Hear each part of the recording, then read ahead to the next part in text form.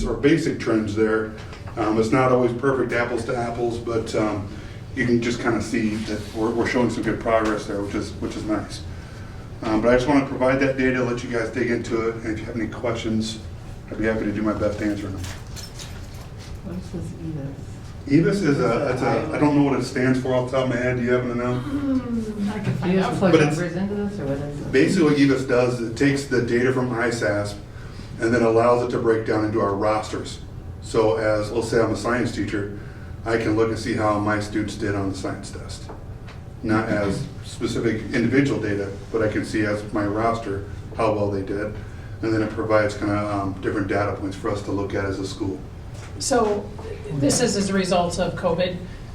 The state has provided it for every school district in Iowa. And what it does is it looks at what the expected growth is compared to all the other juniors in Iowa. So it's not just limited to our school, but it says, okay, if you were at this score last year and we want to make sure you don't have a dip from COVID, you should be at this score this year. And so then what this does is it calculates anywhere in the green is good, that you've made the growth that we expected, but then if you get over in that light blue and the dark blue, that means that you're making great gains in that area at that grade level.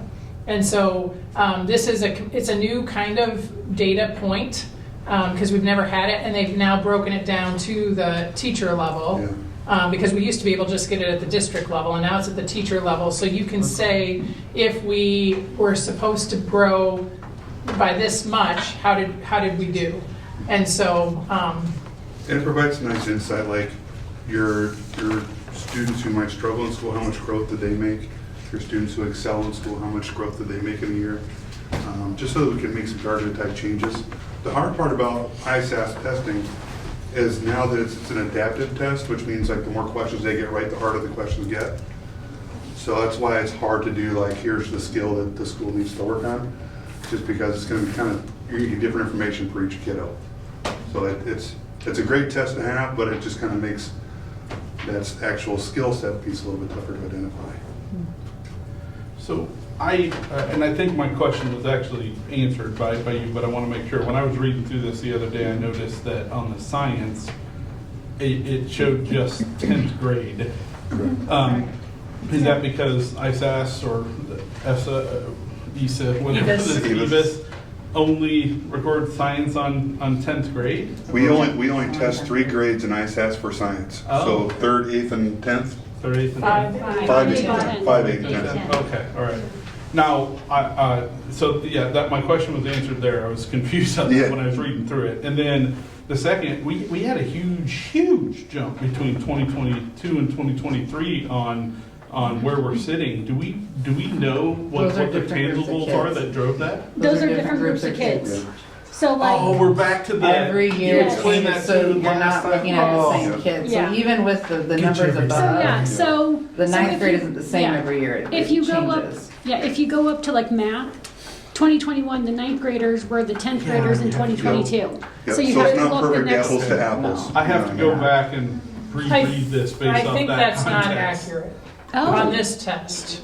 I think that this test, and Danielle, I'll have to find out. On this test, it compares them against themselves for the last 3 years. But if they're not taking the ISASP again for science, how do For you do science, that? but that's just what they scored. That grade, yes, for science. But Yeah, that's this what looks it's different comparative, group yes. kids. Science Okay. is the oddball, but this looks at, but it also looks at how other 10th grade science students did comparatively. Yeah. But for this, it looks back, so it looks at Sharon Dentlinger's last 3 years of testing data and compares myself to not only me and where I should grow, but also every other 10th grader that's in the grade with me.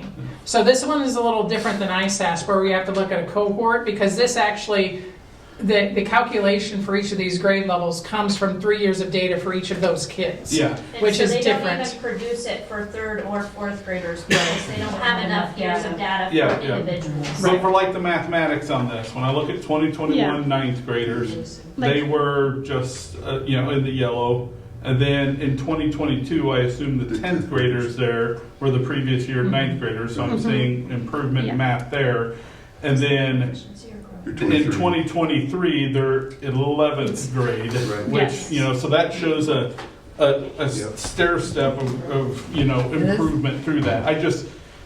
But this is not Yeah. based on proficiency, I was gonna say, this so is- you have to this be is just careful growth. of that. This It's isn't based, proficiency. yes, it's not, it's based on proficiency. I mean, we're growing as well, right? Our proficiency rates are growing as well, but this is based on expected growth, Rate of based growth, on yes. the average of all the kids in the state. Okay, so it's showing the growth of where they were before and what they are at that How point much in growth time. did they make? Not Yes. necessarily are they proficient Correct. yet. Right. So they made growth, but they still Still may not be proficient, correct. Okay, Correct. thank you. Sorry, that's kind of confusing. Yeah, Thank you for helping me explain yeah. that. Okay.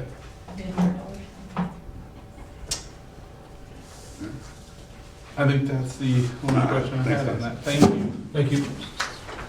Okay. All right. Now, let's move on to the superintendent report. Yeah, so I have a couple of standing agenda items there.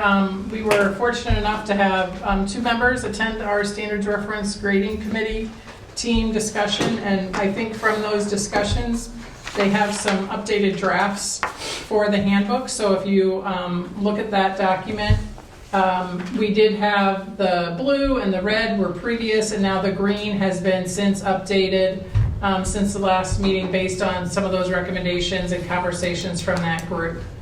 So again, I would imagine we'll bring this one more time before the group, before we start to formulate it into the handbook, unless you guys have additional questions or, and Stephanie, I think, is here. Jamie was at the meeting as well. Are there any highlights from this last meeting you want to share with the board? Jessica, Ms. Buckland, I know was there.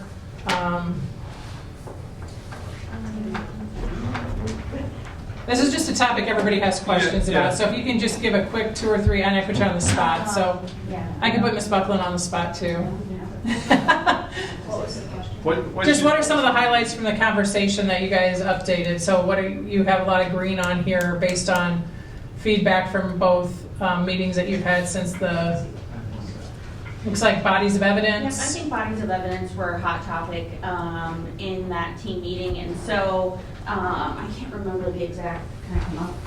Is that okay? Absolutely. I can't remember the exact wording, but we changed it to make sure that the teacher decides what needs to be done before students have that opportunity or multiple opportunities to reassess. And then, so that's here. So they have to determine what those necessary steps are. Got rid of some language and added some different language there as well. On the academic dishonesty piece, we keep going down. I know last board meeting there was discussion of, we thought the offenses were maybe a little too harsh for some of that. So we did up to 1 day. So I guess it really depends on our thoughts were on that.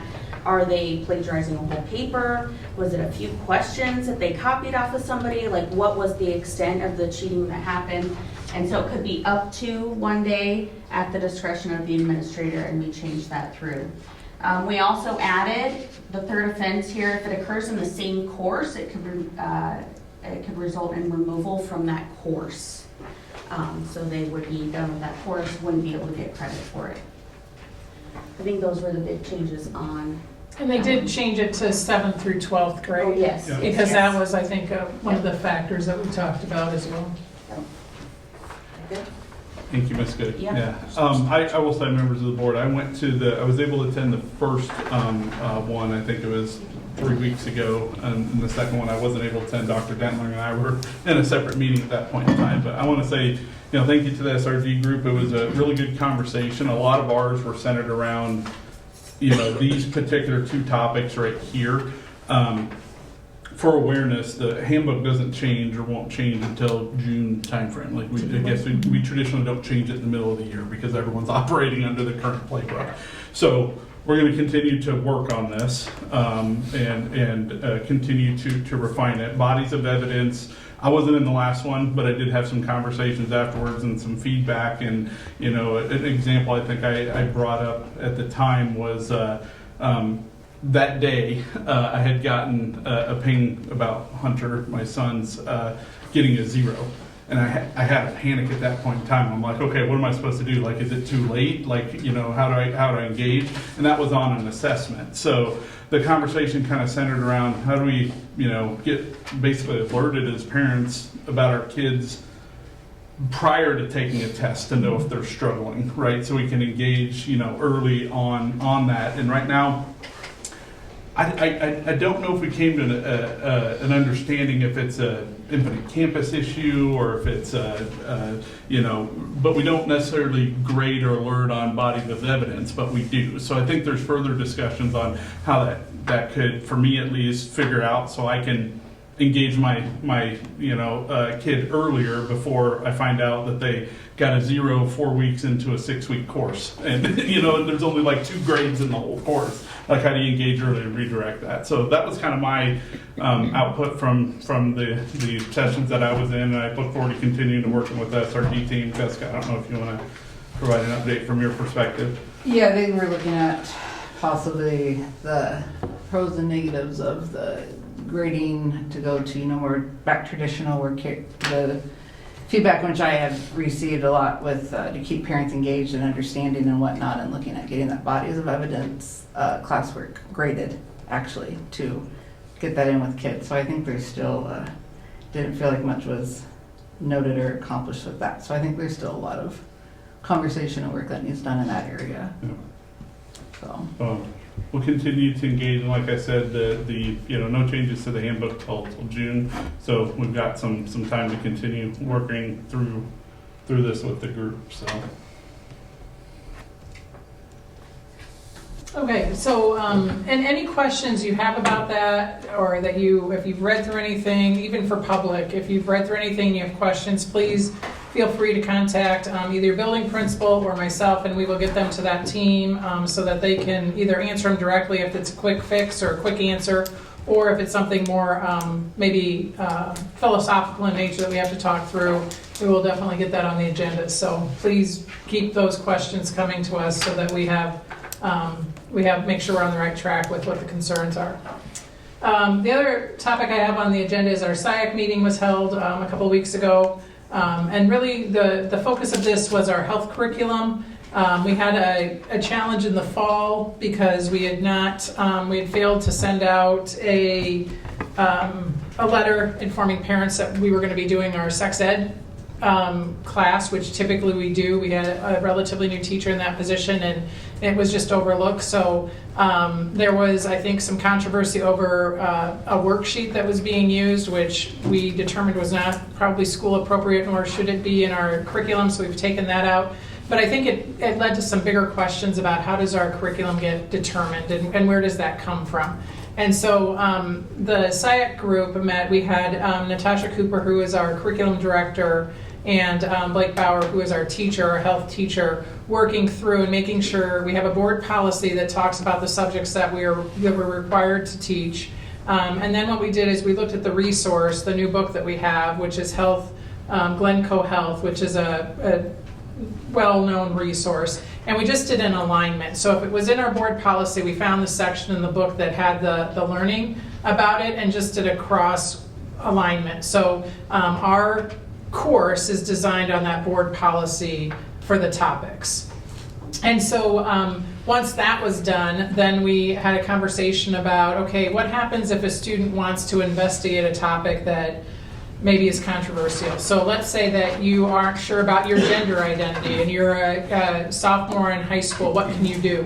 Well, one of the options is that students do a project of learning that's voluntary to them.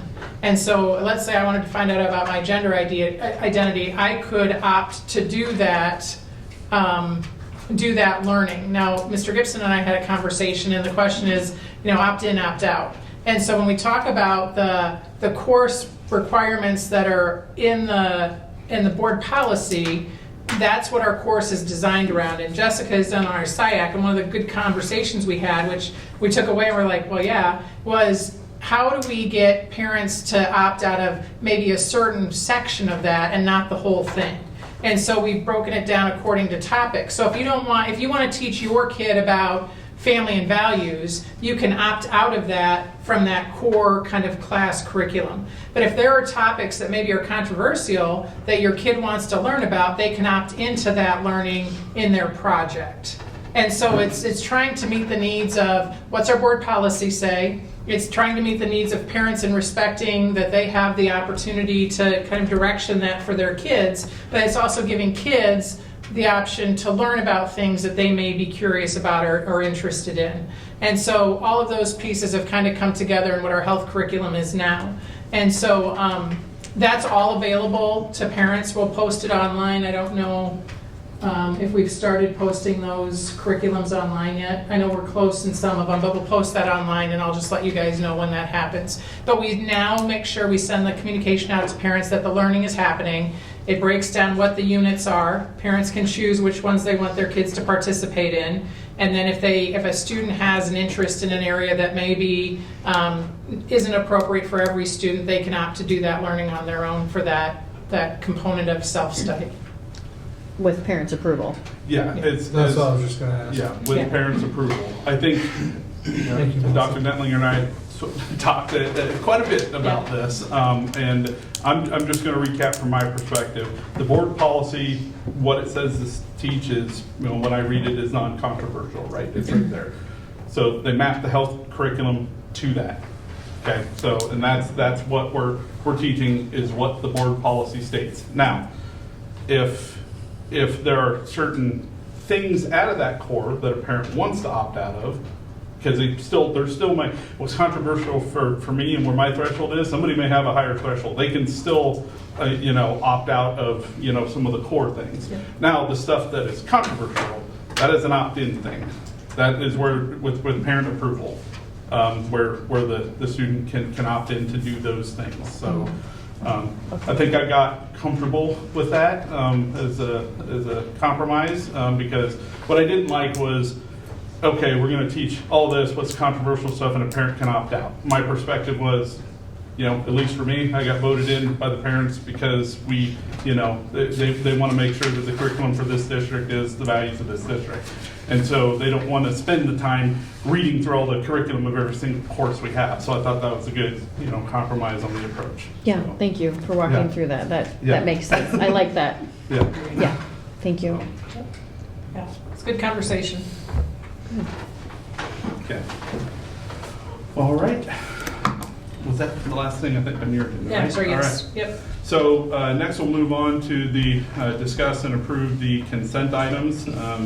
These do require action, so I'll read through each one. So Ted had sent us the past meeting minutes. You guys should have got those, and they were published in the Madisonian for our special board meeting and the last board meeting. The monthly bills and financial statement, which you guys have a copy of that right here in front of you. And then resignations and contracts. So Carrie Thompson hired as a high school math teacher. Madison Rasmussen hired as an associate. Ninja Harkin resigns as general education associate. Ted Bauer resigns as school business official and board secretary. Sharon Whitson resigns from I-35 as an administrator. And Casey Howe hired as assistant middle school boys track coach. Then we had the open enrollments. At least when I looked at it, I didn't see anything, but I don't know if that was updated when I opened it. I didn't see anything. 28E agreement with the CCTC with the DMAC. We did have some open Yeah. enrollments. I put Yeah. them on We there. did. I just pulled the document up, yeah. Okay. Yeah. Okay. All right. Iowa Local Government Risk Pool Commission Natural Gas Program, SBO job description, which that's Ted's. Yeah, so every time we have a position like that, we Yeah. always go through and try and update the job description so that most recent update is on there. Yeah. Facilities costing and documents, and then E-rate purchase agreement. Yeah, so I'll explain the last two, and then if you have Yeah. questions about any of them, you can ask. But the facilities costing and documents is what I'm going to include on here because this gives you an update on our project that we have going on, our ongoing construction project. So those two documents just give a breakdown of where we are with our very specific things and then how it fits into the big picture. So that will just be updated monthly based on how that project is going, because it's going to kind of pick up steam here in the next couple of weeks. So that's where those two documents come in. And then the E-rate purchase agreement, Heather's here, but we get a discount if we buy things, for lack of a better word, in bulk. And so this is kind of how we can save a ton of money for the district by going through this service. And we have to identify what we're going to spend it on. And most of it's all technology. When we had telephones or internet service, all of those things were included in it as well. So it's just a savings for the district that we have to purchase it through this, but it actually saves us quite a bit of money in the scheme of actually purchasing it, buying it. So we just have to break it out each year, so. Okay. So do we, on the purchase agreement, the one Yeah. a rate? Is that E-rate? Is that what you call it? E-rate. I don't remember seeing that before in the past couple of years. Yeah, Do we've done it every year. We do? It's just it's usually a consent item. It's just, it's for lack of a better word, a purchasing power type thing. Stuff we're already gonna buy anyway, but because it's a significant amount over $5,000, we put it on so you guys are aware, because we have to purchase it. We get a rebate. Yeah. And I don't we- know how many years it's been in existence, probably 20, 25 years. Okay. And sometimes it might have just been a spreadsheet of what the item was, because Mr. Tessel was in charge of that, so he knew it like the back of his hand, so. Mhm. Okay.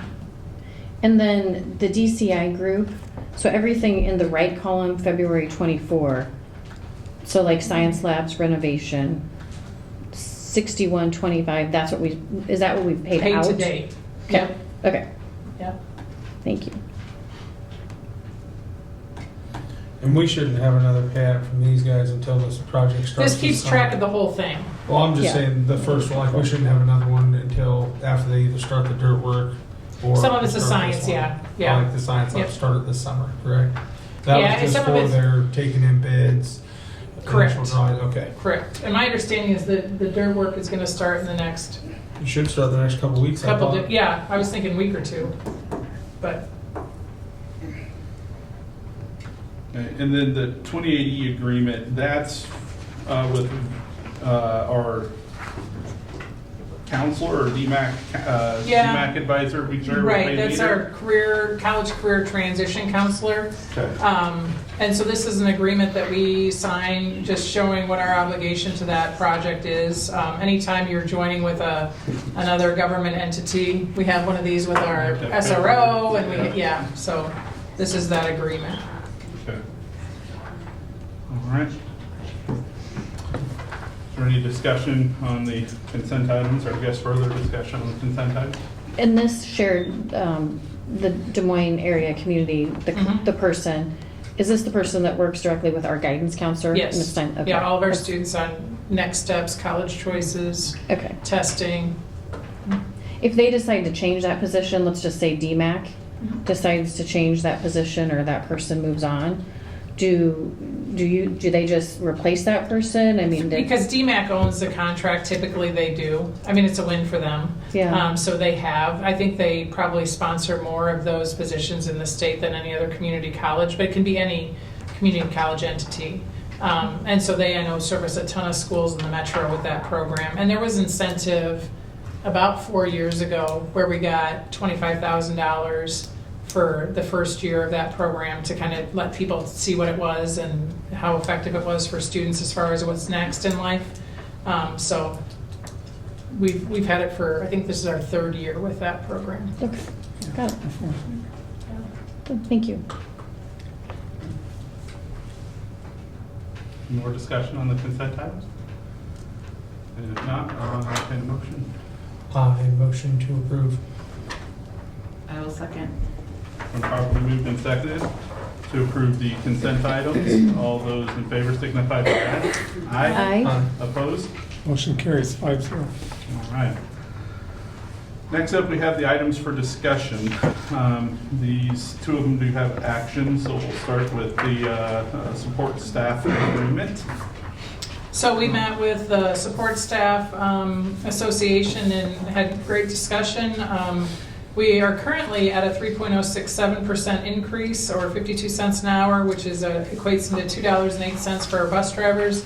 And we also agreed to a few language changes, which we also included.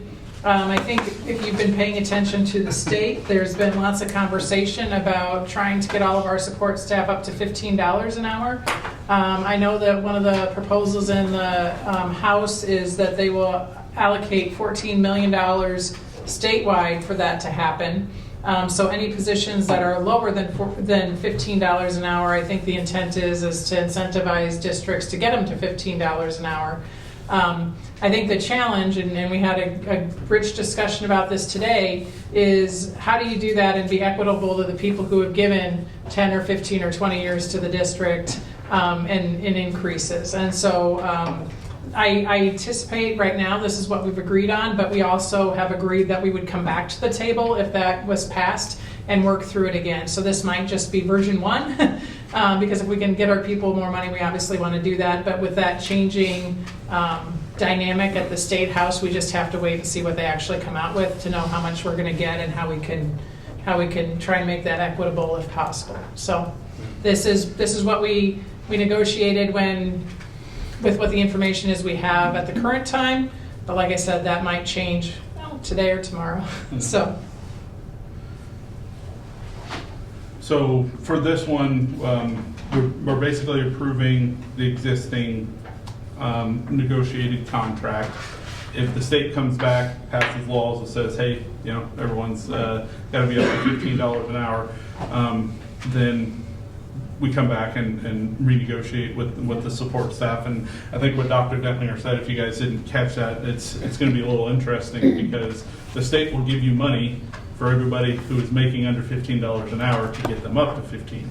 Well, if you think, let's say somebody's been here for 10 years and they're making $15, $20 an hour, and all of a sudden somebody who's been here for 6 months gets moved up to $15, $20 an hour. Those are some of the $15 an hour. Those are some of the discussions we as a board are gonna, have to have and understand, and working with Dr. Dentlinger. So that's all goes back to the budget. It's parts and parcel to our opening budget thing that we have as well. So not only do we have to figure this out, the ground's not solid underneath of us until the legislator passed the bill. So strap in. Next week's gonna be fun. What's the agreement timeline for this? I mean, do we have to make a decision on this right now? So we can sign an impasse. Frank, I see Frank here, so I'm going to draw on him. Do you remember when we have to sign the impasse by if we want to continue to negotiate past? Is it April 15th? Yeah, we have. I think we have to do an impasse, which just allows us to talk beyond what the date is. And I don't know if they would give us special circumstances because they would be changing the rules after the team met. I talked to the All an impasse waiver does is it just avoid or nullifies timelines. right. In case So- we do get at a point where we have to have arbitration. Right. But I think we might have to use that in this case because we would maybe move past timelines, but not for contentious reasons, but because we're trying to resolve how to implement an increase for our people. Yeah, okay. So I don't know if we would have to do that. There hasn't really been a lot of detail. Mm-hmm. Yeah. So, And it could be that nothing happens at the House. How our, Right. the bill could die. The bill I think that is die by the governor. Yeah, I think that's in in the comprehensive. There's been a lot of talk this spring about AEAs and what AEAs do for schools. There's been a lot of talk about increasing teacher pay to a minimum of $47,500 or $60,000 if you've been in the profession for 12 years. And there has been a lot of talk about SSA, that rate that sets what we get for students. And the House had tried to separate those and said, okay, here's the teacher pay piece, here's the AEA piece, here's the SSA piece, and the Senate put them all back together. And so right now, it's now back at the House. Yeah. They're going to end up probably making a conference where they have certain senators and certain House people lock in a room to figure it out, and then both come back and amend the And I bill. think that happened last week. Yeah. But what I Okay. told is Okay. there's already a compromise. They just have to make sure that the rest of the floor agrees with it. I know there was some contention when it came back. And so Supposedly they're done April 15th, April 16th is Well, when that's when their their per diem when their runs per out. diem runs out, so we'll see if we get something. But this is why it makes it a little bit more difficult to talk about increases and to talk about, positions for next year, because if we have SSA at 2.5%, and I'll just give you a quick scenario. If we have SSA at 2.5%, then our new money is about $62,000 or $64,000 from the state. That's all raises, all insurance increases that the board wants to allocate money to. That's the amount of increase we have for the whole district. Think about it, the cost of everything that's gone up in our life, and the state is only giving $62,000 Yeah. extra to the school. for what If they you have look at left. the support agreement right here with the support staff, that's a little over $40,000. So that's, a really diligent people working for us, but if you think we only get 64 and 40 of it is now used for this, that's why early retirement becomes so beneficial. That's why if we have somebody leave, working out attrition to see if we can fill that spot within without having to replace it. Because we still negotiate with the meet and confer group, which is all your administrators, all your secretaries, all your directors, and we still meet and negotiate with the teachers. And so those are two huge groups of people still that we have to have the same conversations around. But so SSA is, let's say we get 60, I think it's 62,000 or 64, I can't remember. I have so many numbers in my head today, but that's at 2.5. And if it's 3, it's about 100 and, it's about 96. Yeah. Like I said, we've done a lot of numbers today. It's about $96,000. So you can see the difference just in 2.5% to 3% for our district. Not significant, but definitely needed, right? When we're talking about increases for our people. So when we talk about lobbying and talking to legislators about those increases, when you look at the cost of living, the CPI index, it's been at 7 or 8% the last couple of years, and we're getting 2.5. So it makes it really hard for teachers and support staff to, to see some significant increases, even cost of living increases, because we're just not getting that funding from the state. So that's one of the reasons why I send all that lobby stuff to you. But it also, I think, for our public, it's good to know, because we've got great teachers here. We've got great support staff, drivers and cooks, and the whole gamut. But we only have so much money, and that's what makes it a bit of a challenge. So. And how this ties back into property tax, if we're only getting 62,000, from the state, extra money, well, again, everything from the cost of milk to the cost of electricity, to the water, to the gas, everything happening here is increasing, plus we want to make sure we take care of our people. Where do you get the money to help pay for their 8% insurance cost rate, right? The other half of that equation is that property tax conversation, and I hate that. Like, I don't want to raise taxes, and I don't even think we could. We're at the max on that. Even if we theoretically wanted to. So that's how that ties in that conversation. The state's only giving us $60,000. We still got bills to pay. Those are the conversations we'll have to have in that working session next week. So. Okay. I've been reading on this finance stuff all week. My brain is mush. Okay.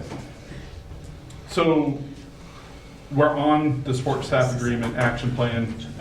This would require a motion and a second and a vote. So again, this is the base, and then if the law changes or whatever, come back and negotiate. Yep. So I'll make a motion to approve the support staff agreement. I'll second the motion. been properly moved and seconded. All those in favor signify by aye. Aye. Aye. Opposed? Motion carries 5-0. Okay. All right, school finance basics. Yeah, so I'm just giving you what I call a cheat sheet. This is, I'm Cheat gonna sheet. give It's you. like the Encyclopedia Britannica of school finance. Making colorful. Yes. Yeah, and we're not going through all of this today, No. so no worries. I'll talk about the front page, which I'm calling this, and then I'll talk about the back page, which I'm calling this, just in general terms, and then talk about a few specific things based on the conversations from today. And then we'll dig into these in more detail over the next couple of meetings or work sessions, because this is this is a beast. You don't see finances like this many places, and it's sometimes confusing. So all of our money, all of our expenditures, and all of our revenues, all are categorized in what we call the aid and levy worksheet. And so the aid and levy worksheet is how many lines, Ted? Hundreds. Hundreds of lines. So I broke it down into sections on that very left-hand side. So your enrollment is key. How many kids you have in your district is key. How many special ed kids, how many gen ed kids, how many kids come in for just a class that are dual enrolled, how many kids are open enrolled out, open enrolled in. So that is that budget enrollment number. So when we talk about our count day on October 15th, that's what drives this whole formula, is how many kids you have in your system. We also have things like regular program costs. So how much does it cost to educate a student? The weighted enrollment for some of our special programs. So those are things like at-risk, EL, students who are learning the language. All of those things are included in there. So that left-hand side are the different sections of the aid and levy worksheet. What I want to draw your attention to is that total spending authority in the middle of the page, because that drives everything. So each school district has a total spending authority, and they cannot overspend that. Okay? Yeah. I'll take that one. I'm gonna pass this just so people can see. Yeah, I have extras here if anybody wants the exciting, riveting information. Pass this around if you wanna look at it. But the total spending authority is our credit limit. So if you think of a credit card, the district has a credit limit. We cannot spend $1 over that limit. That's our total spending authority. You can close a district for not a lot of things, but you can close a district if you exceed your spending authority. Okay? And so what that is it's combined district costs, miscellaneous income, and unspent balance. And so I broke those down underneath that so you understood combined district costs. So when we talked about the levies today, the general fund levy, that includes the uniform levy. So if you look at our combined district costs, it's the uniform levy, which in the aid and levy worksheet is line 6.8, the foundation aid. The state gives us money to supplement the cost of the education program and any additional levy. So those are all there in the combined district costs. Miscellaneous income is anything that's of any general fund other than the uniform levy, the state foundation aid, and the additional levy. So anything that's in the combined district costs cannot be included in miscellaneous income. But it can be things like student fees, transportation assistance aid, instructional support program, education improvement program. So all of those fit into that miscellaneous income category. And then we have our unspent balance. So we had a total amount that we could spend. We maybe didn't spend it all. That money carries over. That becomes our unspent balance. So our total spending authority for this year are the combined district costs for this year, the miscellaneous income for this year, and any unspent balance we had from last year. And that becomes the maximum we can spend. Doesn't mean we have that much money. It just means that's the maximum we can spend. Okay, so that total spending authority, you have to understand, because it's not how much cash we have, it's not how much everything costs us, it's just the maximum amount we can spend. So then if you look, I did include on this front page, the bottom three in blue are our general fund levies. So when we look at that 18.67340 amount that we're gonna have for property tax, some of it is an instructional support levy tax that we have. Some of it is the cash reserve levy that we have. Some of it is the educational improvement program. So all of those buckets make up that $18 per $1,000 that we're asking the public for in taxes. The management fund is kind of a tricky one because it's general fund, but it also housed in that special revenues. Yeah. I do have a question. Yeah. So on that tax levy rate, Yep. where do we come in the state We're compared to high. other school? We're high. We're number 3. Yep. We're high. Yeah. I'm just like I don't know how to. We do, like, you're right, we have a lot of stuff to look at. Cause yeah, it just come to my attention that we're number 3. The third highest in the state. The third highest in the state. I don't know for this year, but we could check. 2023. But we're property poor, We're the and so we third could talk highest. about that.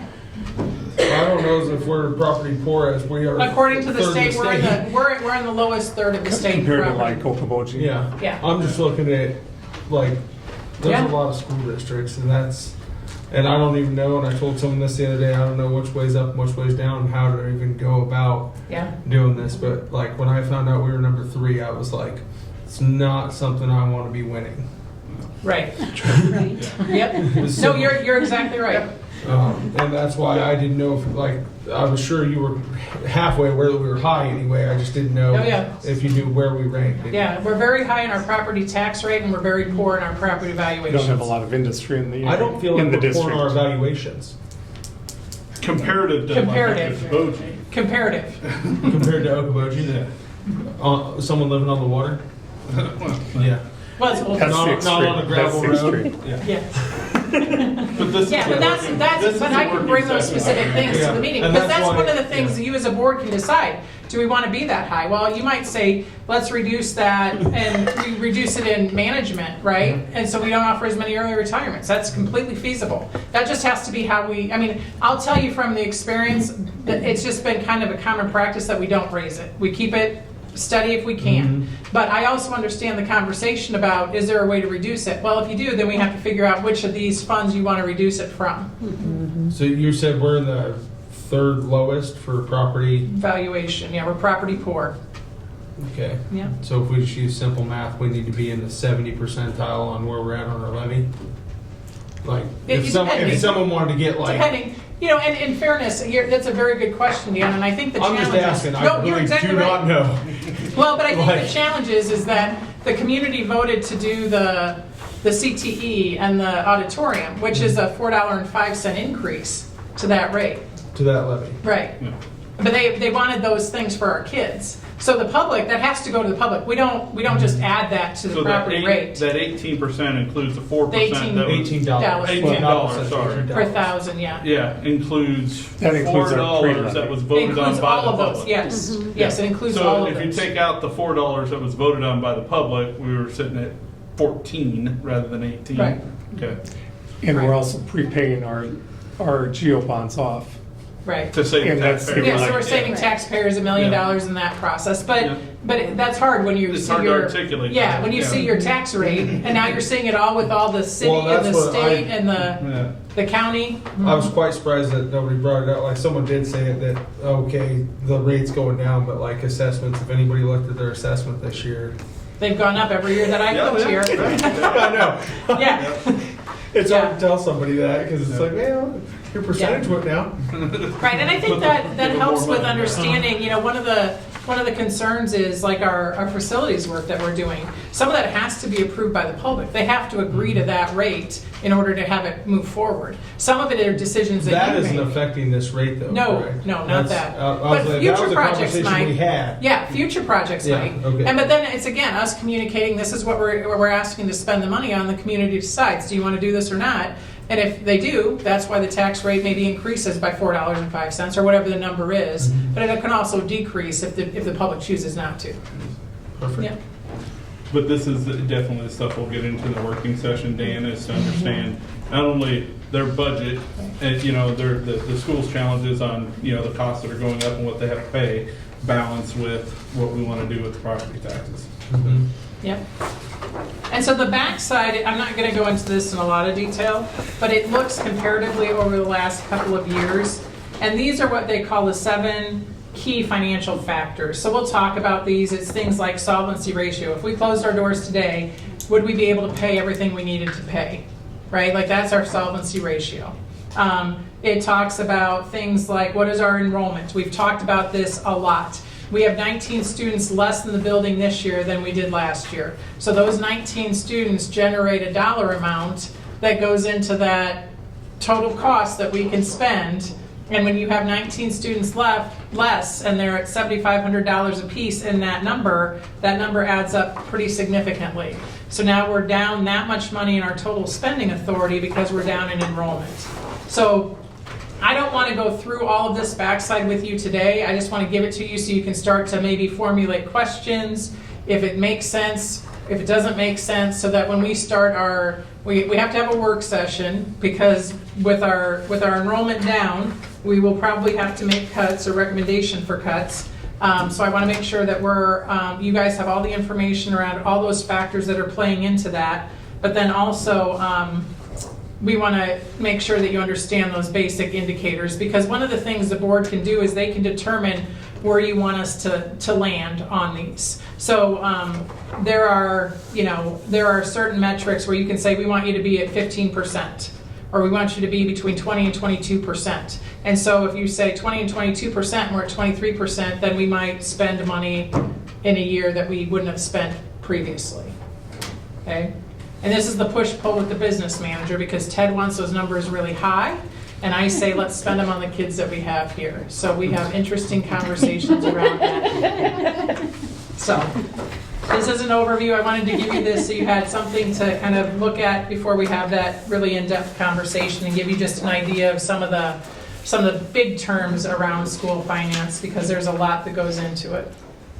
Thank you Thank you very much. very much. Okay.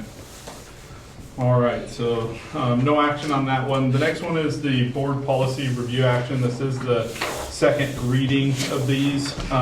We did approve the last time, the first reading. I will say Dr. Dentlinger and I talked a little bit about this, so I'm almost finished reading through all these. There was a lot. If you guys remember, I'll just give you a recap. These came from IASB. We had 2 or 3 years where normally you update every year. We just didn't get to it for various reasons, so it's playing catch up. So there's a lot in here.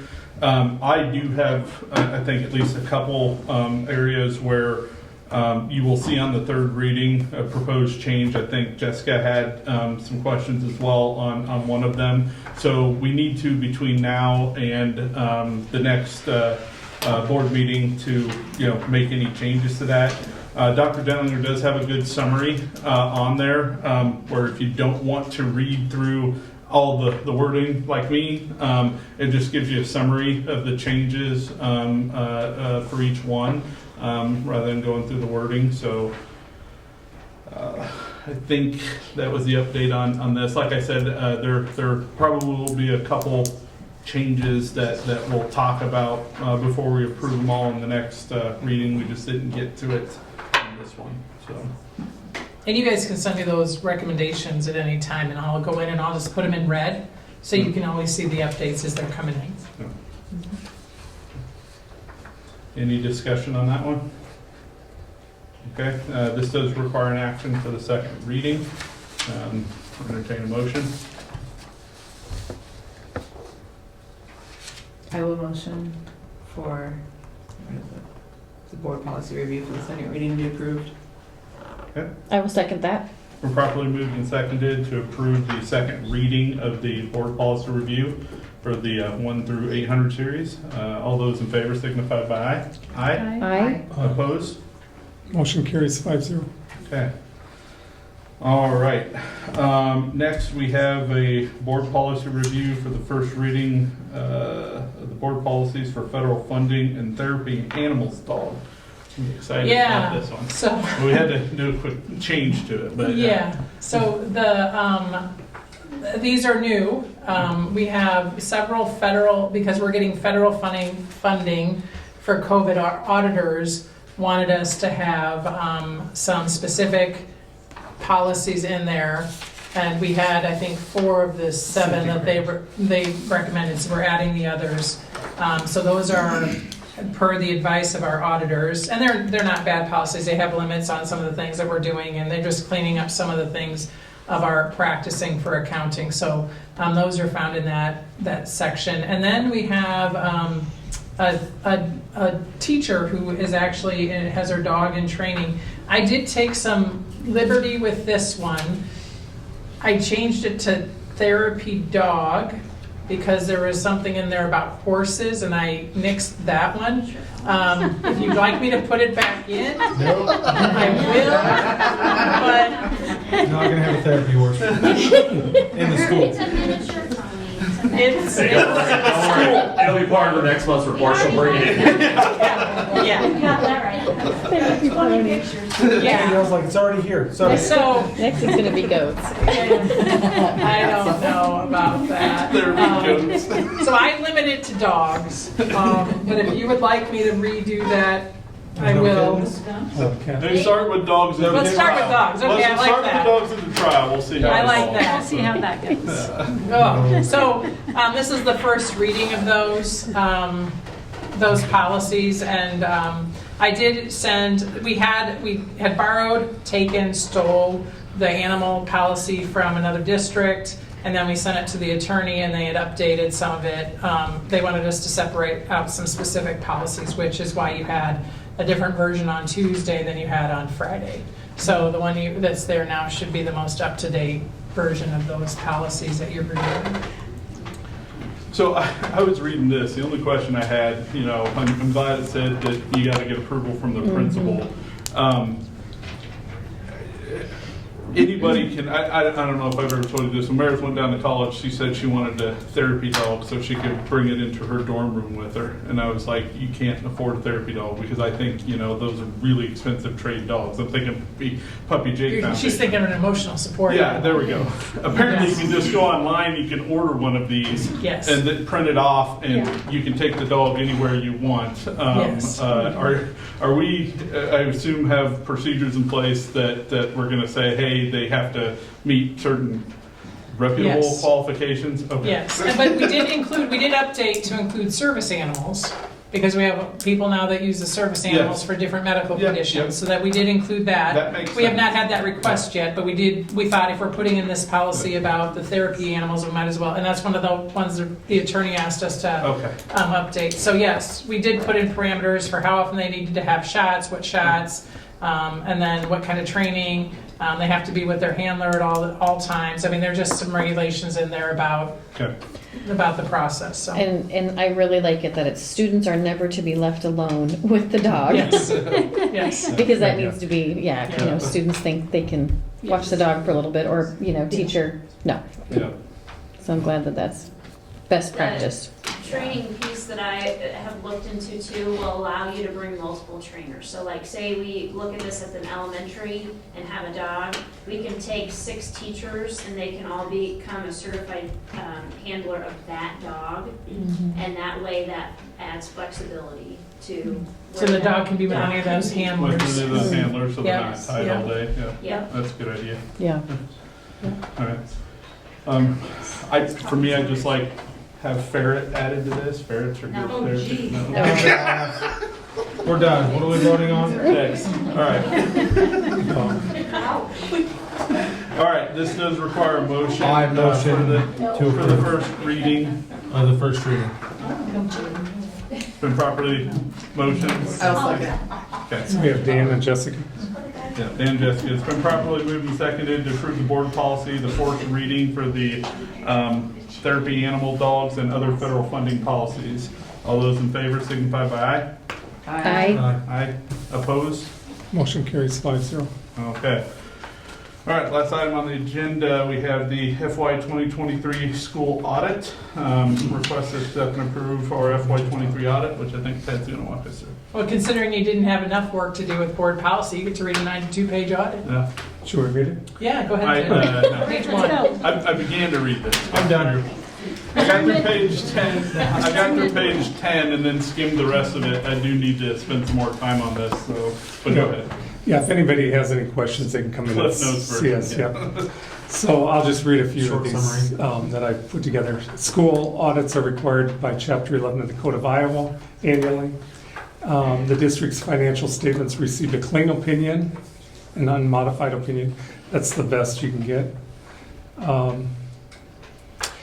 One thing that we've received every year and we work on, but we continue to get it, is the segregation of duties, just because of our size.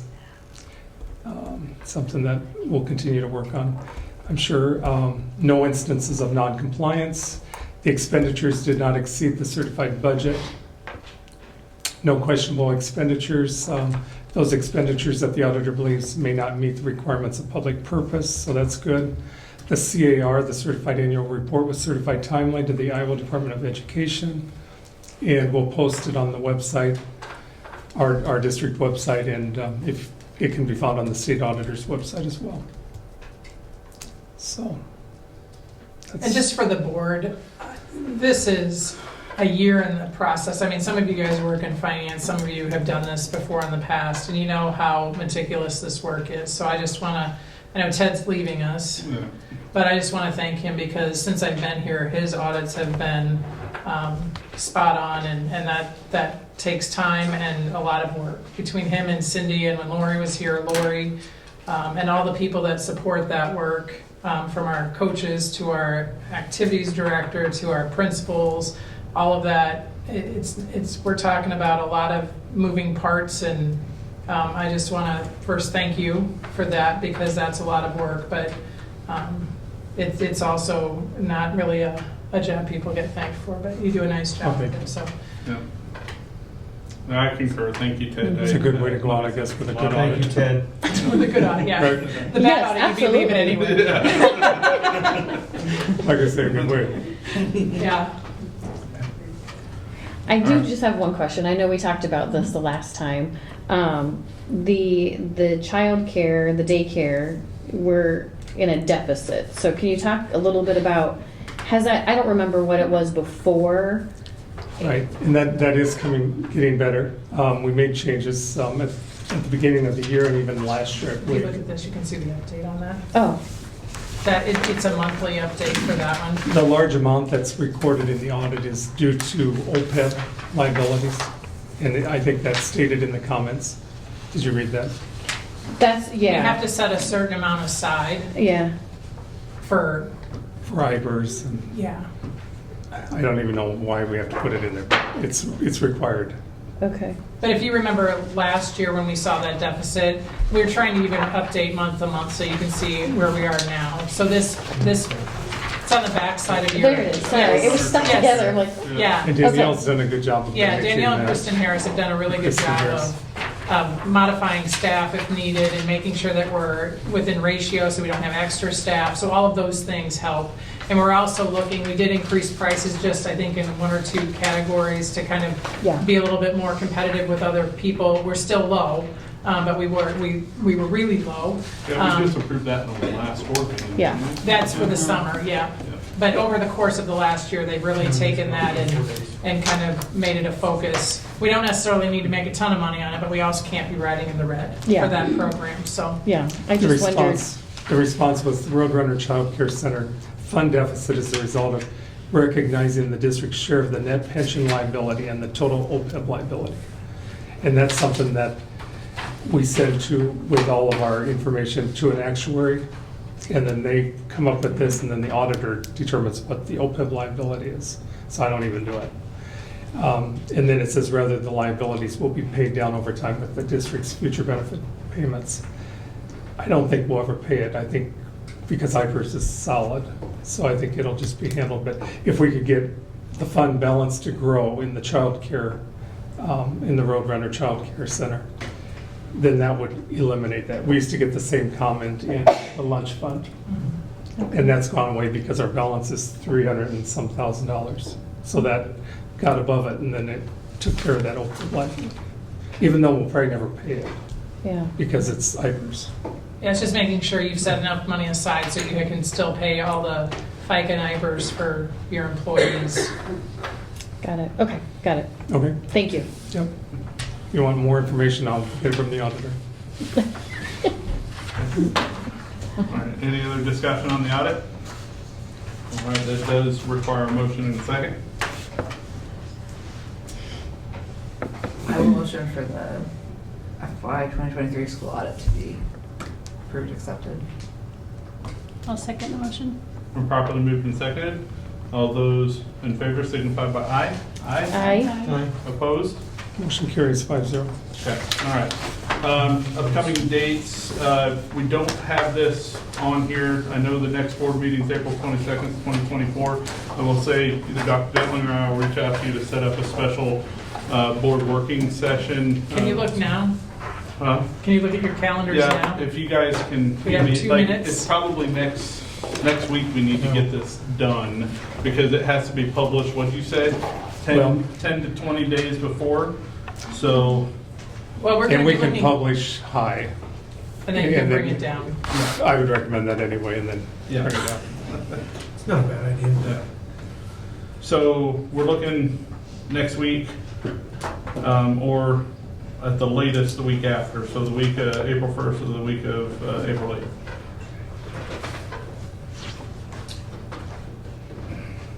So what date looks good? Actually, we'll do it this way. Can I, I can do Wednesday next week. Wednesday next week? I can do Wednesday. Wednesday? All right, we have 3, Wednesday? perfect. You can? No, because they can't. Yeah, I can do Wednesday. I can do Wednesday. So Wednesday, April 3rd for the working session. Okay. At what time? What's easiest for you guys? You come from someplace else. I can do 5. Again. 5 again. 5? Yep. Yeah. All right. Okay. Can we put a time limit on it? Hour and a half? If you don't talk, it'll go probably. We're doing a really good job tonight. We'll just target an hour and a half. An hour and a half, yeah. Okay, all right, that was the last thing, I think. I didn't see that on there. Okay, all right, with that, I'll entertain a motion to adjourn. My motion to adjourn. I'll second. Been properly moved and seconded to adjourn. All those in favor signify by aye. Aye. Opposed? 5-0. Urban House. Okay. 7:33. All right. Yeah.